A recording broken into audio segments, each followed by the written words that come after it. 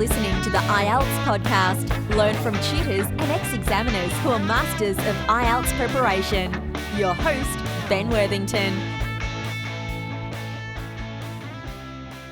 Hello there, podcast listeners. In this tutorial, we are going to be talking about how to speak about your hobbies for IELTS Speaking Part 1. And in this tutorial, we have Daphne. How are you doing today, Daphne? Hi, I'm good, thanks, Ben. Hi, everyone. All right. As you probably know, Daphne, along with Ellen and sometimes myself, corrects essays and offers feedback. And not only is she an IELTS writing expert, but also she helps students with the speaking. And specifically, she's the one offering feedback for the speaking. How is that going, Daphne? It's going really, really well, thank you. Thanks, everyone, for sending in we're doing this practice on the cue cards for Speaking Part 2. So thank you for sending in your cue cards. You're recording them. We are giving you recorded feedback. It's really, really good practice for you to record live. So it feels like a bit like an exam because you know it matters and you're going to send it to me. But it's really interesting. We're getting some great answers. And I think students are finding it really useful to just have that feedback on what to work on, because there's a lot of issues in speaking. Absolutely. And it's very difficult to identify where you're going wrong. It's very difficult to sort of like self-evaluate because there'll be some areas that you're probably not aware that you're doing incorrectly. I think that's very true. I think we get into bad habits. And when someone else says to you, "Oh, do you know you're doing this the whole time?" or "You're repeating that the whole time," it's actually just it kind of maybe brings you back onto the right track. It gives you the chance just to recorrect and then move forward from there, doesn't it? Exactly. And before we do get into the hobbies, I just want to mention that when I was a teacher in Spain, I'd come over from Manchester and I'd done my Erasmus, my student exchange program in Spain. I'd learned Spanish and I was teaching English in Spain, which is what I used to do. And I remember I told this 30-year-old student that the way to pronounce answer is not answer, it's answer. And she was like, "Oh," in typical Spanish, passionate, dramatic style. She jumps out of the chair. She's like, "Oh, my word. All my life since school, I've been saying answer. And only now have I realized it's answer." So, yeah, we can also avoid those. We can also help you avoid to make those mistakes. Yeah, that is so true. I mean, in learning French, Ben, same experience. But when you're corrected by a French person, you never forget. You get it right after that. Are they? Is that true? I knew they were quite proud of their language. Do they really? Tell you that? They're really, really precise. Wow. And because it's grammatically very complicated and a very formal language, it still has, I mean, I suppose like Spanish as well, different levels of formality. But they expect you to be perfect. So high standards. Yes, just one last thing. Just yesterday, actually, my girlfriend, she rebuked me because I said hello to an elderly lady in the flat. And I was like, "What's wrong with saying hello?" I said it like in a cheerful way. She's like, No, you can't say hello. It's too informal for an elderly person like that. You've got to show respect. And I was like, "Ooh, yeah." Wow. And I quite like that, but anyway, that's a different podcast. Yes, definitely. Okay, let's jump into this. I've been looking forward to tell you about my new hobby, but we can jump to that. And also, my dad's got a new hobby which I wanted to tell you about. It's a little bit violent, but I'll tell you more about that later. So let's jump into it. IELTS Speaking Part 1 topics. Now, let's just very briefly go over the Part 1 format. You're probably aware of it, but it's definitely worthwhile reviewing it. So as you know, it's divided into 3 parts. Part 1, you're going to be asked about whether you work, study, or where you live. Then the examiner is going to ask you about 2 different topics to talk about. And there's probably around 4 questions to answer on each topic. And this lasts for about 5 minutes. So you've probably got about a minute and a half to talk about each of these 2 topics. And now, as you know, it is quite brief and you probably don't have a lot of time to think about what you're going to say. And you've got to sound confident and, of course, spontaneous. So with that in mind, let's jump into this topic. Specifically, we're going to focus on part 1. Right then. So how would the examiner start this part of the exam, Daphne? Okay, so these topics are personal. I think that's something to reassure you about, because you can panic and you can think, I don't know what's happening and how can I prepare because I don't know what they're going to say to me. But what you have to remember about task 1 is that it's about you. And the aim of part 1 really is to just help you take a breath, find your pace, relax if you possibly can. But the idea is that these are about you or personal experiences. So, for example, the examiner might start with, let's talk about your hobbies. This is a sort of question you've been asked since you started learning English. It's actually really boring, but you have, in my opinion, but you're going to have to try and sound excited. And they'll follow you up with the first question. So they're reading from a script and they might make, if you're answering for long enough, they might say why. But basically, they'll start with a question like, what hobbies or interests do you have? And then some of the possible follow-up ones would be... The follow-up questions, do you need to use any special equipment to do this hobby? Do you prefer to do your hobby with other people, or do you prefer to be alone? And why do you think so many people have hobbies? Yep. And we're going to do a test, sort of like an example. Daphne's going to ask me the questions later, where I can share what I've been wanting to tell from the beginning. I wanted to share some information about my new hobby. Now then, these questions is basically your opportunity to shine. This is your chance to show the examiner, and just basically to show your level. You don't want to like overload the examiner, but it really is. This is your time. And just to go a little bit off script now, I strongly recommend good posture, positive attitude, straight back. Look the examiner in the eyes. Don't stare them down, but do sort of like make eye contact every couple of seconds, and then maybe look down to the floor, look somewhere else, and then carry on talking. Retain that eye contact. I know this is something that a lot of students struggle with, so I just wanted to briefly mention that. And also just remember... Go on. Just going to add to that, Ben, sound excited. You sound enthusiastic. The more kind of expression, I mean, hopefully you can hear that with Ben and me now, but the more expression you put into your voice, the more engaged you are, shows you care, and the examiner will be on that journey with you. They'll be interested if you're interested. Absolutely. I remember saying the best way to be interesting is to be interested. So if you're interested in this exam, and you're looking forward to it, you're excited about it, and is smiling, it's going to help you. I've interviewed quite a few students, and especially the charismatic ones. You can hear it on the interview. There's a lot of charisma there. And in the back of my mind, I'm like, this definitely helped you with your exam.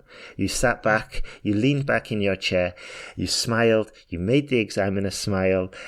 Just like in this interview, you're making me smile, whoever the student is, and there's that. I wouldn't say it's as informal as banter, but there's definitely a drop of charisma in there. And if you can pull that off, that's fantastic. But if you do struggle with these kinds of things, the basics is posture, smiling, a little bit of excitement, and just being aware that also being aware of the examiner situation. Do you know how many people they've got to talk about these things with all day? So you going in there with a fresh, excited, non-nervous attitude is just going to be a real breath of fresh air, and it's definitely going to help you. Yeah. Okay, Ben, so what interest do you have? Okay, well, recently, Daphne, I took up lock picking as a hobby, and you would be surprised. It's opened so many doors for me. Sorry. Okay, let's do it properly, and I'll tell you about my real hobby. Can you ask me again, please, Daphne? Right. What hobbies or interests do you have? Well, I love taking photos, and I have this really expensive camera. It's a Nikon, and I've had it for about 5 years. In fact, my grandfather gave it to me. He was the one who got me interested in photography. What I like most is taking photos of landscapes. It's risky though, walking around with a camera these days, so I only take it with me at the weekends when I go out with family or friends. Oh, I really like that answer, Ben. That's fantastic. What I really like is how you've actually given me a lot of information. You've given me I was trying to count 5 sentences, I think, Mm-hmm. in one little answer, which is fantastic. So Mm-hmm. really expanding, giving a lot of extra information. I thought that was a great answer. Yeah, thanks. I did write it out, before this Mm, tutorial, but I think it took about 17 seconds to say that, yeah. and also, I mean, we've got to take into account that I was reading it out, but even so, it's still um, it's still a relatively full answer, and we cover a lot there. And there's if we just go Yeah. into it in a little bit more detail, there's Mm, about 5 elements to it. So first of all, in the first sentence, yes, I do. I love taking photos, and I have this really expensive camera. So I'm there. In that sentence, I'm talking about the hobby. Then I okay. said, So go on, sorry. yeah, I was going to say, so that was what the hobby is. If we look at the question words, that's quite helpful, isn't it? So that was what Yes, the hobby is. Yeah. exactly. N- Good point. Next one was how long? Yes, so I said it's a Nikon, and I've had it for about 5 years. Okay. And so the next one was how was I interested? Yeah, so I was there talking. In fact, my grandfather gave it to me. He's the one who got me interested in photography. It's just a tiny little bit of background there, and it just adds a little bit of, depth to my answer. And I like also the fact with that one that it's personal. Yeah, And so it's not just general, yeah, photography is great, you can take nice pictures. mm, We're sort of the examiner's learning a bit more about you. And as we said at the beginning, part one is about you. exactly. Yeah, good point. Good point. And then I went into a little bit more detail. Again, it's about me. I say what I like most is taking photos of landscapes. Yeah, that was lovely. I thought your additional comment at the end, that was quite interesting, Ben, about why you don't take a big camera with you. Yeah, and again, it's sort of like adding just a little bit more depth, a little bit of sort of like my personal experience. So I said it's risky walking around with a camera these days, so I only take it with me when I go out with friends or with family or friends. So it's just additional information to help the examiner understand the whole sort of like the whole situation. Plus, it gives me Yeah. an opportunity just to share some topic specific vocabulary, which is what we're going to which we're going to focus on now. So can you pick out some, or could you possibly share some vocabulary that you heard, some topic specific vocabulary there? Yeah, well, it was the vocabulary. It's not, I mean, I think also again with the part one, it's not difficult vocabulary here because Ben's talking about something that he enjoys doing. Mm, But what I like is how he's using collocations. So he's using a really expensive camera. So not just I like using a camera or I just use my phone. He's giving additional adjectives. He's using really inexpensive to just add depth to his answer. So he then talked about the fact that um, I mean, in a way, this is grammar and vocabulary, but his grandfather got him interested in photography. He's talking about landscapes. He could mm, equally talk about portraits, but these are specific kinds of photography. Um, and I like that. So he's just sort of saying that, yes, using the details of photography vocabulary, I suppose, but without using too much. Yeah, exactly.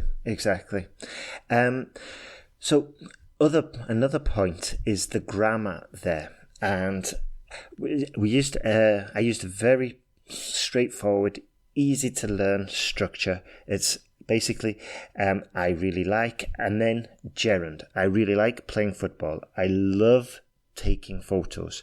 I despise painting or whatever. But with this structure, it's very versatile. It's very straightforward to use, to basically adopt into your own personal vocabulary.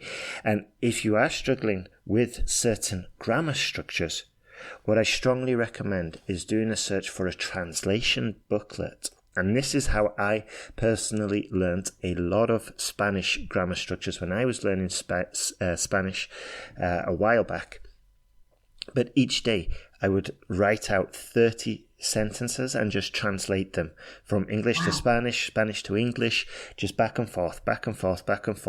And this really helped me, because later in the evening I would be using those structures, or I would at least try and force them into the conversation, just to make sure that I am remembering them and recalling them. And this is how we take them not only from our passive vocabulary and put them into our active vocabulary, but also this is how we just get to grips with them and make sure we remember them at a much deeper level.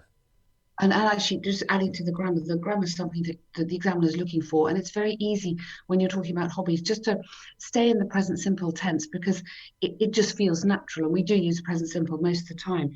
But I'm really hot on grammar. It's something that I've spent a long time studying, and the grammar is the glue that keeps the whole language together. Absolutely. And it's so important. And you learn at the very beginning of speaking English, you learn to talk about your likes and dislikes. But at IELTS, especially if you're aiming for a higher band, I'd just like to add something, Ben, about dependent prepositions and expressions to do with the gerunds, the ing form. So if you're aiming for a higher band, think about using some of these expressions like, I'm interested in photography because it enables me to be creative or artistic. So we're bringing in that lovely interested in dependent preposition structure. Photography, actually that was with a because, but I'm interested in taking photos, you could say, with the ing. But you're bringing in vocab as well as grammar here. I'm fascinated by landscapes. I'm fascinated by watching landscapes change in the seasons, something like that. I'm attracted to, you could use as a lovely expression here. And going back to the vocabulary, I'm reliant on my tripod, for example, when I have to take pictures of wildlife. Excited by is another one. I'm excited by watching people's expressions change, or something, whatever. But that little grammatical structure with the ing is good. It's sophisticated, and it's the kind of thing that you can use quite naturally, but the examiner will be thinking, hey, that's good. They know what they're doing here. Absolutely. And then just to, first of all, hopefully you had a pen in your hand. Sorry we didn't remind you at the beginning, but if I were preparing now for the exam, I would have written all of those phrases down, because there is a high probability you can use them in the speaking. It's a very high probability. We just said speaking part 1 is all about you. And if you can say, I am interested in, I am fascinated by, or not if you can say, there's a high chance that you will have the opportunity to say these. And if you've written them down and you've gotten comfortable with them, then it's going to make you sound like a much more sophisticated speaker. And just like Daphne said, the examiner's on the lookout for these advanced phrases, for these advanced constructions. So it's in your interest to write them down, and then maybe you translate them all into your own language, then translate them back the next day, trying to memorize the prepositions, and then use them in your speaking practice with a friend, or even when you're recording yourself and possibly sending it to us for feedback. So basically just to summarize, write down these phrases that we just mentioned. Try and get them into your active vocabulary and use them in the most natural possible fashion when you're in the exam, and you will help the examiner to give you grades, because at the end of the day, the examiner is on your team. They want to give you as many points as possible. It might not feel like it, but having this mindset will definitely help you. The examiner's on your team. They want to give you those points. Make it easy for them. Use those phrases and just collect the points, get your band score, and off to Australia, off to the UK, start university. Happy days. Exactly. Let's make it easy. Exactly. Yeah. Okay, so the next point we want to talk about is verb tenses and modals and conditional sentences. So the examiner is going to be, just like we said, the examiner is going to be paying attention to how accurate your grammar is. So we should take every opportunity possible to show how well we know these constructions and these tenses and these grammar points. Okay, so as I was saying with my sort of like part one answer, okay, if one of the answers I could say, where is it now? I'm talking about my hobbies, so I would say, I love taking photos, and I have this really expensive camera. It's a Nikon, and I've had it for about 5 years. In fact, my grandfather gave it to me. He was the one who got me interested in photography. So how many different tenses could you spot there, Daphne? Sorry to put you on the point. Sorry to put you on the spot. I thought you might say that actually, Ben, so I've been counting on my fingers as we go along. But that was really clever, because it's a very simple sentence, and it's exactly the sort of sentence that you want to use. But Ben used, I think, definitely 3 past tenses, and then the rather clever got me interested in at the end. But so he started off present tense. I love taking photos. I have this really expensive camera, okay? It's a Nikon. I've had it, so present perfect there, for about 5 years. So present perfect and past simple, really important that you are confident on when you use present perfect, when you use past simple. It is an area where a lot of students struggle. But if you think of it as present perfect as time up until now, so unfinished time, whereas the past simple is finished time. For me, that's the easiest way to get it correct in my head. So as soon as you've got an indicator like 5 years, it's going to be present perfect. If it was 5 years ago, that's finished, that would be past simple. But sorry, I've gone off topic. But I've had it for about 5 years, so he's correctly present perfect there. In fact, my grandfather gave it to me, so that was in the past, so past tense there. So we've got I love, I have, it is, present simple. I've had, present perfect, and my grandfather gave it to me. And then he was the one. So, yeah, nice, Ben. Lots of different tenses in there. Super, yeah. And also, we could possibly expect a question about future plans. Mm-hmm. Okay, so a typical question would be, do you think you will still have this hobby in the future? Or do you think you will have this hobby in the future? So if I were to answer this about photography, I would probably say something like, yes, I think I will. I'm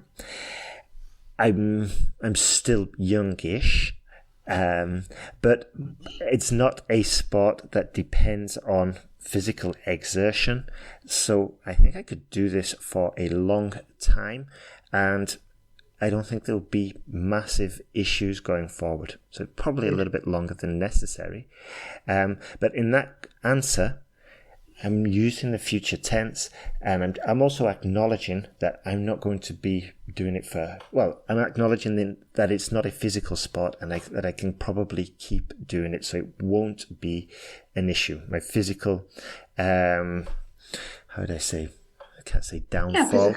It's something you can keep going when you're older, but I think that was really nice. You're using future tenses, but you're also, it's a sensible answer. It's not just yes, I will. and who's developing it and showing the agility in the language, showing the confidence, really, isn't it? Absolutely, absolutely. So the next point, modals and conditionals. Okay, Yeah. so could you tell us about these, please, Daphne? Again, a bit like these dependent prepositions, I'm a massive fan of modal verbs. They are your friend. In the writing part 2, I'm endlessly saying to students, use the verbs can, could, might, and may to suggest something. So using modal forms in these answers can really impress the examiner. So possible examples related to your hobby. So and this on photography, you could use a modal, and actually this is a conditional, this one. If I had the money, I would buy a better camera. But for now, I have to make use of the camera on my phone. So that's Excellent. using a conditional with obviously the modal verb I would buy, second conditional there. Absolutely. Good point there. Good points.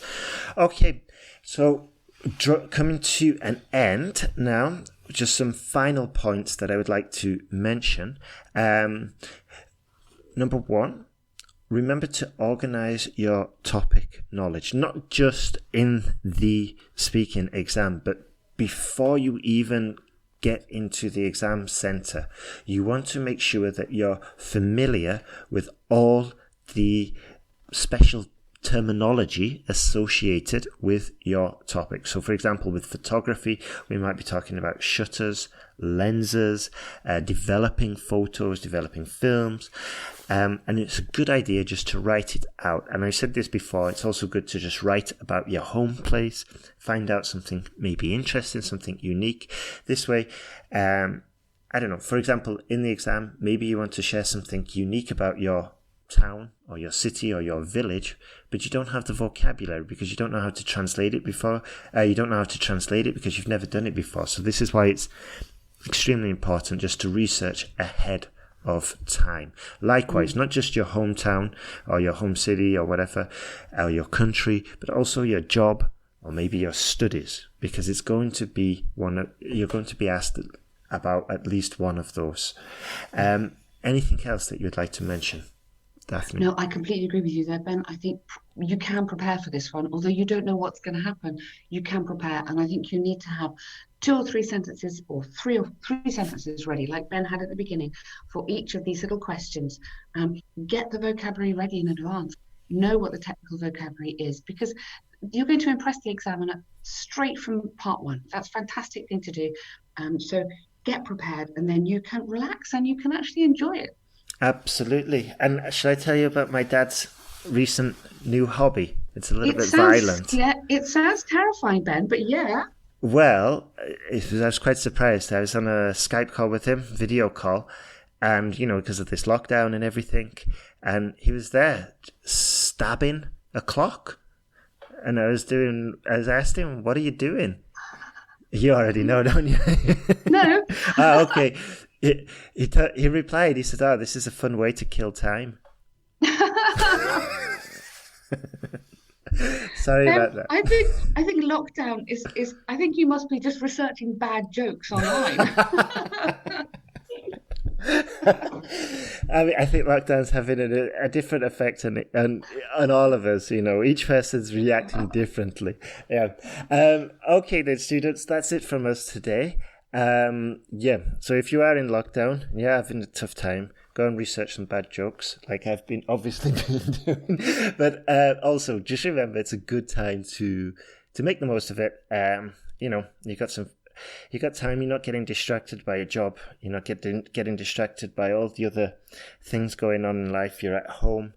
Can't go shopping. Can't go to the cinema, and so on and so forth. So, yeah, head down, translating.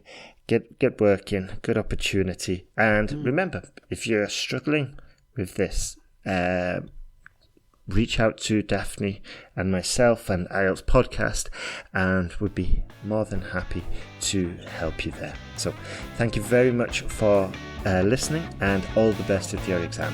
Goodbye. Bye.